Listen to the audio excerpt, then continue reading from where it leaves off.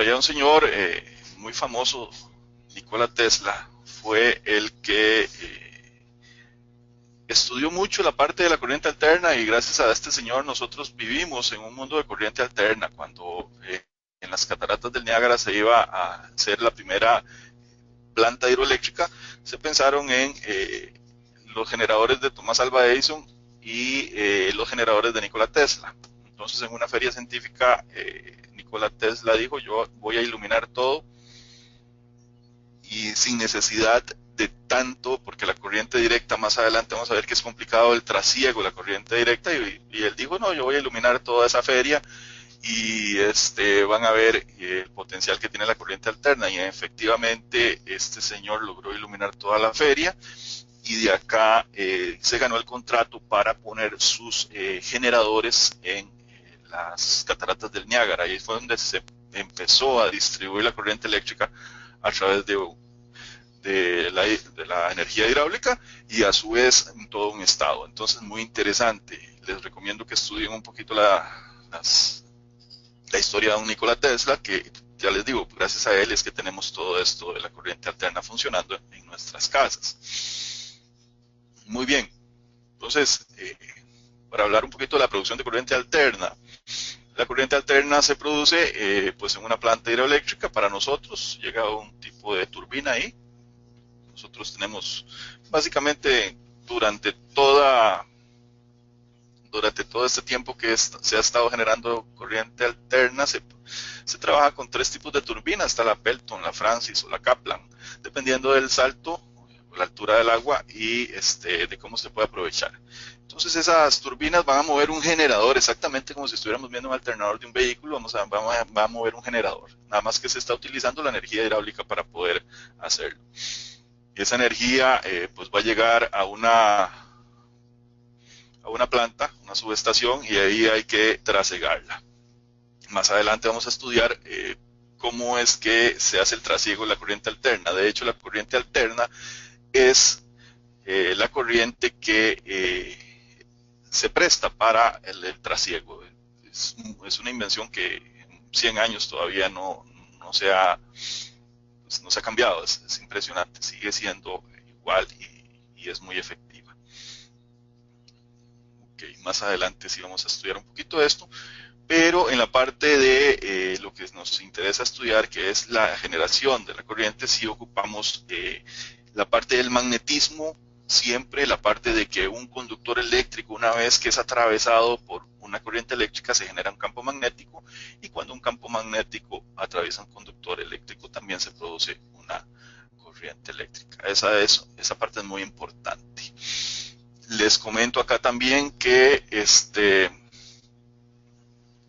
nosotros, por ejemplo, siempre estamos conviviendo con esto. Ya, por ejemplo, los sensores inductivos de los vehículos tienen este tipo de generación.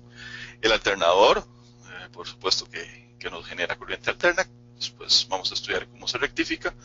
Pero el principio es este principio de inducción magnética. Es muy, pero muy importante. Voy a mostrarles por acá un pequeño motor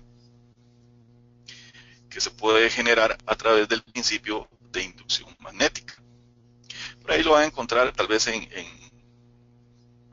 lo van a encontrar en internet. Y es interesante, es un motor muy básico. Aquí lo vamos a ver funcionando.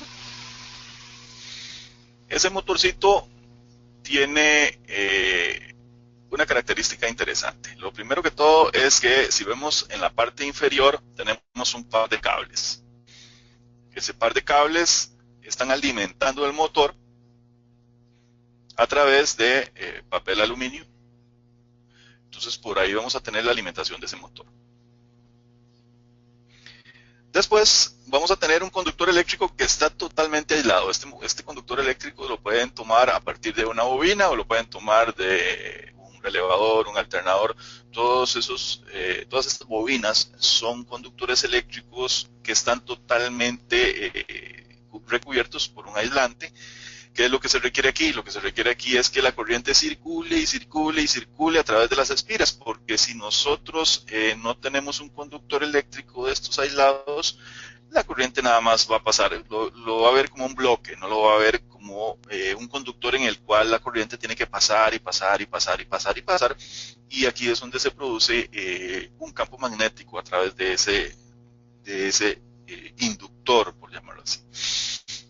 Entonces, por acá vamos a tener en alimentación, vamos a tener un cable positivo, un cable negativo, vamos a meter corriente acá, aquí se le quita un poco el barniz, si lo logran ver, aquí no tiene barniz y así es donde va a ser el contacto.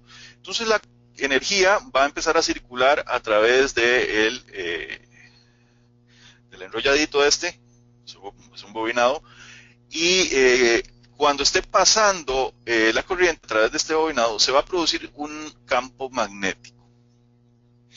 Por acá también tenemos un imán en la parte de abajo, vamos a tener un imán que es el que hace que el motor comience a hacer la acción de repulsión y de atracción. Entonces aquí se prueba lo siguiente, lo que se prueba acá en este experimento es que un conductor eléctrico, si no tiene una corriente eléctrica, está en un equilibrio electrostático, o sea, no surge nada. Pero una vez que le aplicamos una FEM, ahí, en este caso es corriente directa, le aplicamos una FEM, comienza la corriente a circular por el conductor eléctrico creando en él un campo magnético. Este campo magnético se va a ver afectado por el campo magnético del imán que tenemos en la base y se van a crear líneas de atracción y repulsión. Entonces ahí eso es lo que estamos viendo. Cada vez que esto empiece a dar vueltas es porque se está generando atracción y repulsión. Esto es un motor básico, si lo buscan por ahí, como les comentaba, por ahí lo van a encontrar. Y se puede representar muy bien lo que es los campos magnéticos a través de un conductor eléctrico. Entonces vean que no es magia, ¿verdad? No es nada de nada, simple y sencillamente es jugar con campos magnéticos.